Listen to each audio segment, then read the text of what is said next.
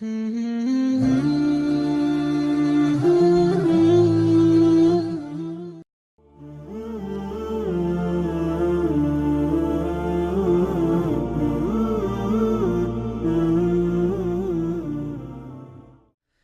it's very important for us to have arguments for the existence of God, and there is nothing wrong in Islam if you ask for argument, and actually it is a must. Don't feel bad if you have questions about the existence of God or about anything about religion. Having questions not only is not bad, it's also actually a way to come to understanding. What is bad is when you don't know, you don't ask. This is bad. But if you don't know and you ask, it's not bad.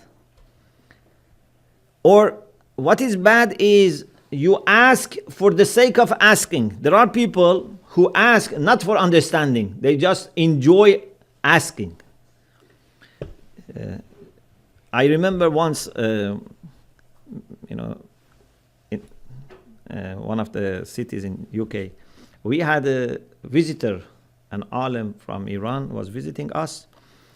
And at that time, there was a kind of hot debate in Iran over many issues. So some people used to ask challenging questions.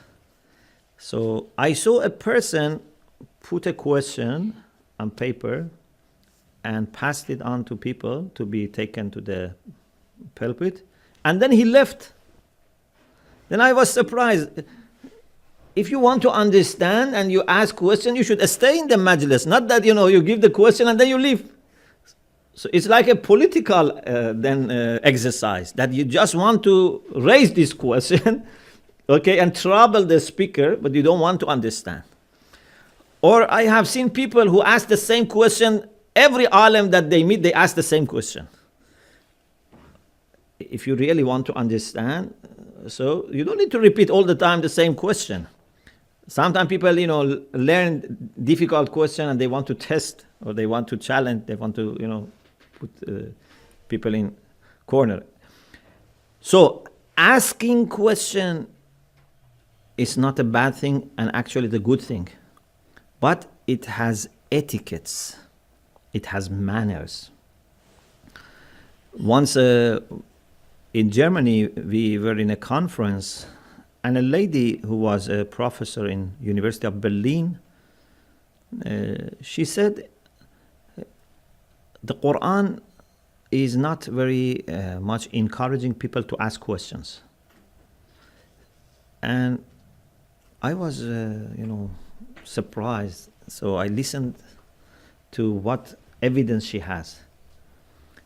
And then she mentioned that, for example, the Quran says, don't ask things that if they are explained to you, they would annoy you. لا تسألوا عن أشياء أن تبد لكم تسؤكم.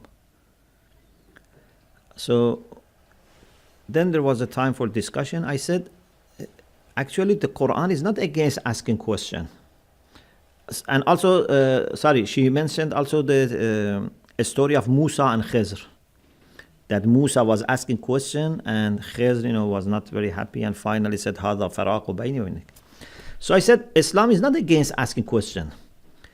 Actually, the Quran says, فَاسْأَلُوا أَهْلَ الذِّكْرِ إِن كُنْتُمْ لَا تَعْلَمُونَ. You must ask question.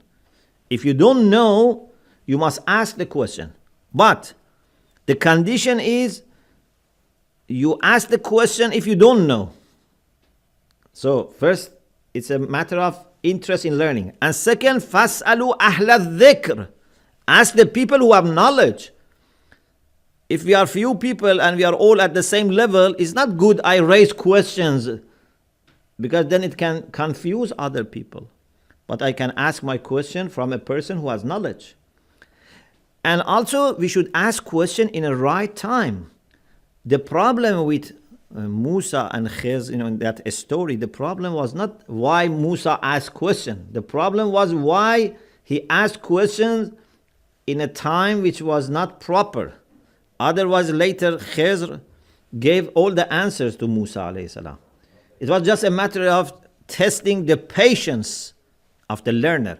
Like, for example, sometimes I say, please, when I am discussing, keep your question in your mind or take a note, and after I stop, you raise your question. So I don't have problem with your question, but I'm saying for the sake of not disturbing the class, you can ask your question later.